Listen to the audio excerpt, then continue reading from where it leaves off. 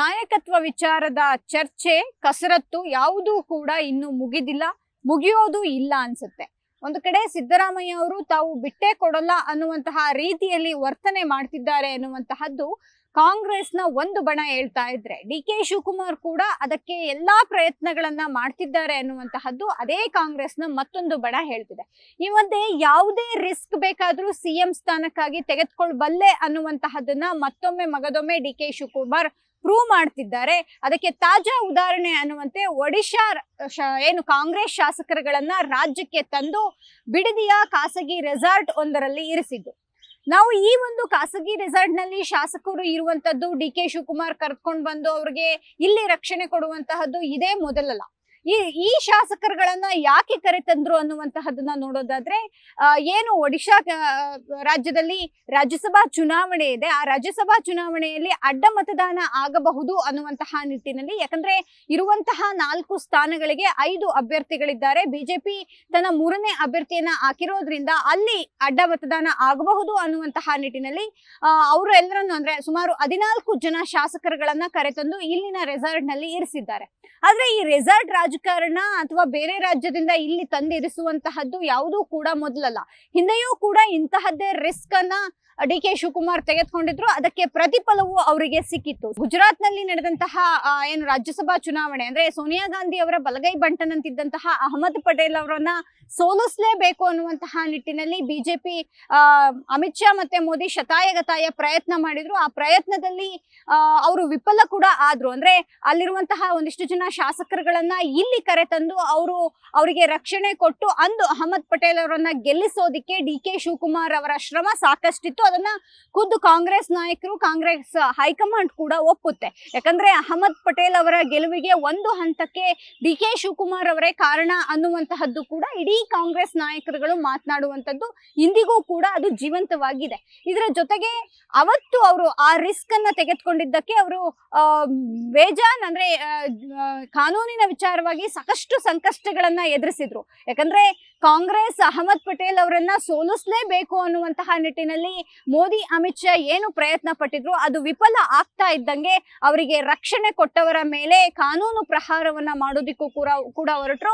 ಅದರ ಪ್ರತಿಫಲವಾಗಿ ಡಿ.ಕೆ. ಶಿವಕುಮಾರ್ ಜೈಲಿಗೆ ಹೋಗುವಂತಹ ಪರಿಸ್ಥಿತಿ ಕೂಡ ಬಂತು. ಯಾಕಂದ್ರೆ ಇಡಿ, ಸಿಬಿಐ, ಐಟಿ ಸೇರಿದಂತೆ ಅಕ್ರಮ ಆಸ್ತಿ ಗಳಿಕೆ, ಅಕ್ರಮ ಹಣ ವರ್ಗಾವಣೆಗೆ 10 ಹಲವು ಕೇಸ್ಗಳನ್ನ ಹಾಕುವ ಮೂಲಕ ಅವರನ್ನ ಜೈಲಿಗೆ ಹಾಕುವಂತಹದ್ದು, ಜೈಲಿನಲ್ಲಿ ಕೆಲ ದಿನಗಳ ಕಾಲ, ತಿಂಗಳುಗಳ ಕಾಲ ಅವರು ಇದ್ದಿದ್ದಂಥದ್ದು ಕೂಡ ಇದೆ. ಇದರ ಜೊತೆಗೆ ಅವರು ಯಾವಾಗ ಅಲ್ಲಿಂದ ಆಚೆ ಬಂದ್ರು ಕೂಡಲೇ ಅವರಿಗೆ ಒಂದು ಉನ್ನತ ಹುದ್ದೆಯನ್ನು ಕೂಡ ಸೋನಿಯಾ ಗಾಂಧಿ ಅವರು ನೀಡಿದ್ರು.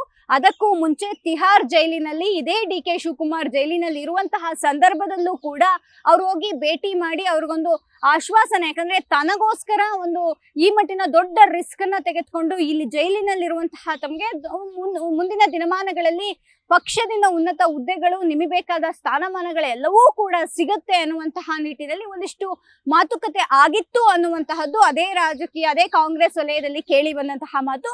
ಅದಕ್ಕೆ ಪೂರಕವಾಗುವಂತಹ ರೀತಿಯಲ್ಲೇ ಅಂದು ಇಂಧನ ಸಚಿವರಾಗಿದ್ದಂತಹ ಡಿ.ಕೆ. ಶಿವಕುಮಾರ್ ಜೈಲಿನಿಂದ ಈಚೆ ಬಂದ ಬಳಿಕ ಅವರಿಗೆ ಕೆಪಿಸಿಸಿ ಅಧ್ಯಕ್ಷರನ್ನಾಗಿ ಮಾಡುವ ಮೂಲಕ ಇಡೀ ರಾಜ್ಯದ ಕಾಂಗ್ರೆಸ್ ಪಕ್ಷದ ಜವಾಬ್ದಾರಿಯನ್ನ ಸೋನಿಯಾ ಗಾಂಧಿ ಅವರ ಕೈಗೆ ಕೊಟ್ಟಿದ್ದಂಥದ್ದು ಕೂಡ ಇದೆ. ಅದು ಕೊಟ್ಟಿದ್ದು ಕೂಡ ಅವರು ಅಂತಹದೊಂದು ರಿಸ್ಕ್ ತೆಗೆದುಕೊಂಡ್ರು ಅನ್ನುವಂತಹ ಕಾರಣಕ್ಕೆ. ಇದೀಗ ಅದೇ ಕಾರಣಕ್ಕೆ ಅಂದ್ರೆ ತಮಗೆ ಸಿಎಂ ಸ್ಥಾನ ಸಿಗುತ್ತೆ ಅನ್ನುವಂತಹ ನಿಟ್ಟಿನಲ್ಲೇ ಈಗ ಮತ್ತೊಂದು ರಿಸ್ಕ್ ಅನ್ನ ಡಿ.ಕೆ. ಶಿವಕುಮಾರ್ ತೆಗೆದುಕೊಂಡ್ರ ಅನ್ನುವಂತಹದ್ದು ಕೂಡ ಪ್ರಶ್ನೆ ಎದ್ದಿದೆ. ಯಾಕಂದ್ರೆ ಒಡಿಶಾ ರಾಜ್ಯಸಭೆಯಲ್ಲಿ ಈ 14 ಜನರಲ್ಲಿ ಸುಮಾರು 8 ಜನರ ಮತ ಬಹಳ ಮುಖ್ಯವಾಗಿದೆ. ಅಲ್ಲಿರುವಂತಹ ಬಲಾಬಲವನ್ನ ನೋಡ್ಕೊಂಡ್ರು ಕೂಡ ಒಬ್ಬರಿಗೆ ಸುಮಾರು 30 ಮತಗಳಷ್ಟು ಅನಿವಾರ್ಯವಾದಂತಹ ಮತಗಳು ಬೇಕಾಗಿದೆ. ಯಾಕಂದ್ರೆ ರಾಜ್ಯಸಭಾ 4 ಸ್ಥಾನದಲ್ಲಿ 5 ಜನ ಸ್ಪರ್ಧೆ ಮಾಡ್ತಿರೋದ್ರಿಂದ ಅಡ್ಡ ಮತದಾನದ ಒಂದಿಷ್ಟು ಭಯ, ಆತಂಕ ಕೂಡ ಇದೆ. ಆ ನಿಟ್ಟಿನಲ್ಲಿ ಹೈಕಮಾಂಡ್ ನಾಯಕರೇ ಮತ್ತೊಮ್ಮೆ ಡಿ.ಕೆ. ಶಿವಕುಮಾರ್ ಅವರಿಗೆ ಈ ರೀತಿಯಾದಂತಹ ಒಂದು ಸೂಚನೆಯನ್ನ ನೀಡಿ ಅದರ ಮೇಲೆಯೇ ಇವರು ಬಂದು ಇಲ್ಲಿ ನಾಯಕರುಗಳನ್ನ ತಂದು ಇರಿಸಿದ್ರ ಅನ್ನುವಂತಹದ್ದು ಕೂಡ ಪ್ರಶ್ನೆ. ಆದ್ರೆ ಇದೆಲ್ಲದರ ನಡುವೆ ಇದೀಗ ನಾಯಕತ್ವಕ್ಕಾಗಿಯೇ ಇಂತಹದ್ದೊಂದು ರಿಸ್ಕ್ ತೆಗೆದುಕೊಂಡಂತಹ ಡಿ.ಕೆ. ಶಿವಕುಮಾರ್ ಮೇಲೆ ಮತ್ತೊಮ್ಮೆ ಕಾನೂನು ಪ್ರಹಾರ ಆಗುತ್ತಾ ಅನ್ನುವಂತಹ ಪ್ರಶ್ನೆ ಕೂಡ, ಆ ರೀತಿಯಾದಂತಹ ಚರ್ಚೆ ಕೂಡ ಎದ್ದಿದೆ. ಯಾಕಂದ್ರೆ ಇವತ್ತು ಪ್ರಿಯಾಂಕ್ ಖರ್ಗೆ ಅವರು ಕೂಡ ಅದೇ ದಾಟಿಯಲ್ಲಿ ಮಾತನಾಡಿರೋದ್ರಿಂದ ಮುಂಬರುವಂತಹ ದಿನಗಳಲ್ಲಿ ಬೇರೆ ರಾಜ್ಯದವರನ್ನ ಅಂದ್ರೆ ಬಿಜೆಪಿ ರಾಜ್ಯಸಭಾ ಅಭ್ಯರ್ಥಿಗಳನ್ನ ಸೋಲಿಸೋದಿಕ್ಕೆ ಈ ರೀತಿಯಾದಂತಹ ರಿಸ್ಕ್ ತೆಗೆದುಕೊಂಡಂತಹ ಡಿ ಕೆ ಶಿವಕುಮಾರ್ ಅವರಿಗೆ ಹೈಕಮಾಂಡ್ ನಾಯಕರು ಮತ್ತೊಂದು ಹಂತಕ್ಕೆ ಅಂದ್ರೆ ಅವರಿಗೆ ಸಿಎಂ ಸ್ಥಾನವೋ ಅಥವಾ ಮತ್ತೊಂದು ಉನ್ನತ ಹುದ್ದೆಯನ್ನೇನಾದ್ರೂ ಕೊಡೋದಿಕ್ಕೆ ಮಾತುಕತೆ ಮಾಡಿದ್ರ ಅನ್ನುವಂತಹ ಪ್ರಶ್ನೆ ಕೂಡ ಇದೀಗ ಎದ್ದಿರುವಂತದ್ದು. ಯಾಕಂದ್ರೆ ಸಹಜವಾಗಿ ಯಾರೂ ಕೂಡ ಇಂತಹದ್ದೊಂದು ಧೈರ್ಯ ಮಾಡಿ ರಿಸ್ಕ್ ತೆಗೆದುಕೊಳ್ಳೋದಿಕ್ಕಾಗಲ್ಲ. ರಿಸ್ಕ್ ತೆಗೆದುಕೊಳ್ತೀವಿ ಅಂದ್ರೂ ಕೂಡ ಹಿಂದಿನ ಪರಿಣಾಮ ಎಂತಹದ್ದು ಅನ್ನೋದನ್ನ ಇಡೀ ರಾಜ್ಯದ ಜನತೆ ನೋಡಿದೆ. ಇಡೀ ರಾಜ್ಯದಲ್ಲಿ ಅಷ್ಟೇ ಅಲ್ಲ, ಇಡೀ ದೇಶದಲ್ಲಿ ಹಿಂದೆ ಗುಜರಾತ್ ಶಾಸಕರನ್ನ ಕರೆತಂದ ಬಳಿಕ ಡಿ ಕೆ ಶಿವಕುಮಾರ್ಗೆ ಏನಾಯ್ತು ಅನ್ನುವಂತಹದ್ದು ಕೂಡ ಇಡೀ ದೇಶದಲ್ಲಿ ನೋಡಿದ್ದಾರೆ. ಹಾಗಾಗಿ ಮತ್ತೊಮ್ಮೆ ಆ ರೀತಿಯಾದಂತಹ ರಿಸ್ಕ್ ತೆಗೆದುಕೊಳ್ಳೋದಿಕ್ಕೆ ಯಾರು ಕೂಡ ಮುಂದಾಗದಂತಹ ಸಂದರ್ಭದಲ್ಲಿ ಇದೇ ಹೈಕಮಾಂಡ್ ಇದೀಗ ಮತ್ತೊಮ್ಮೆ ಡಿ ಕೆ ಶಿವಕುಮಾರ್ ಅವರ ಬಳಿ ಈ ವಿಚಾರವನ್ನ ಹೇಳ್ಕೊಂಡಂತಿದೆ. ಹಾಗಾಗಿಯೇ ಒಡಿಶಾ ಶಾಸಕರುಗಳನ್ನ ಕರೆತಂದು ಅವರನ್ನ ರಕ್ಷಣೆ ಮಾಡಿ ಇಟ್ಟಿದ್ದಾರೆ. ಯಾವಾಗ ಅಂದ್ರೆ 16ಕ್ಕೆ ಏನು ರಾಜ್ಯಸಭಾ ಚುನಾವಣೆ ಇದೆ ಅಂದು ಅವರನ್ನ ಸುರಕ್ಷಿತವಾಗಿ ಅಲ್ಲಿಗೆ ಕಳಿಸುವಂತಹ ಎಲ್ಲಾ ವ್ಯವಸ್ಥೆಯನ್ನು ಕೂಡ ಡಿ ಕೆ ಶಿವಕುಮಾರ್ ಮಾಡಿದ್ದಾರೆ. ಆದ್ರೆ ಇದೀಗ ಎದ್ದಿರುವಂತಹ ಪ್ರಶ್ನೆ ಇಷ್ಟೇ, ಇಂತಹದ್ದೊಂದು ರಿಸ್ಕ್ ತೆಗೆದುಕೊಂಡಂತಹ ಡಿ ಕೆ ಶಿವಕುಮಾರ್ ಅವರಿಗೆ ಹೈಕಮಾಂಡ್ ನೀಡಿದಂತಹ ಭರವಸೆಯಾದ್ರೂ ಏನು ಅನ್ನೋದ್ರ ಜೊತೆಗೆ ಈ ರೀತಿಯಾದಂತಹ ರಿಸ್ಕ್ಗೆ ಒಳಗಾಗಿರುವಂತಹ ಡಿ ಕೆ ಶಿವಕುಮಾರ್ ಅವರಿಗೆ ಮತ್ತೆ ಕಾನೂನು ಸಂಕಷ್ಟ ಏನಾದ್ರೂ ಎದುರಾಗುತ್ತಾ ಅನ್ನುವಂತಹದ್ದು ಕೂಡ ಸದ್ಯಕ್ಕೆ ಚರ್ಚೆ ಆಗ್ತಾ ಇರುವಂತಹ ವಿಚಾರ. ಸಹಜವಾಗಿ ಹಿಂದೆ ಇದೇ ಕಾರಣಕ್ಕೆ ಅವ್ರ ಮೇಲೆ ಐಟಿ, ಇಡಿ, ಸಿಬಿಐ ಎಲ್ಲವೂ ಕೂಡ ಕಾನೂನು ಕುಣಿಕೆಗೆ ಬೀಳುವಂತಹ ಅಥವಾ ಕಾನೂನಿಗೆ ಒಳಗಾಗುವಂತಹ ಒಂದಿಷ್ಟು ಚಕ್ರವ್ಯೂಹವನ್ನ ರಚಿಸಿ ಅವರನ್ನ ಅದರೊಳಗೆ ಹಾಕಿದ್ರು ಅನ್ನುವಂತಹದ್ದು ಇಡೀ ದೇಶದಲ್ಲಿ ಮಾತನಾಡ್ತಾ ಇರುವಂತಹ ವಿಚಾರ. ಹಾಗಾಗಿ ಇದು ಕೂಡ ಅಂತಹದ್ದೇ ಮತ್ತೊಂದು ದಾರಿಯನ್ನ ಆ ರೀತಿಯಾದಂತಹ ಒಂದು ವ್ಯೂಹವನ್ನ ರಚನೆ ಮಾಡ್ತಾರ ಅನ್ನುವಂತಹದ್ದು ಕೂಡ ಒಂದು ಆತಂಕ ಕಾಂಗ್ರೆಸ್ನ ಕೆಲ ನಾಯಕರಲ್ಲಿ ಇದೆ.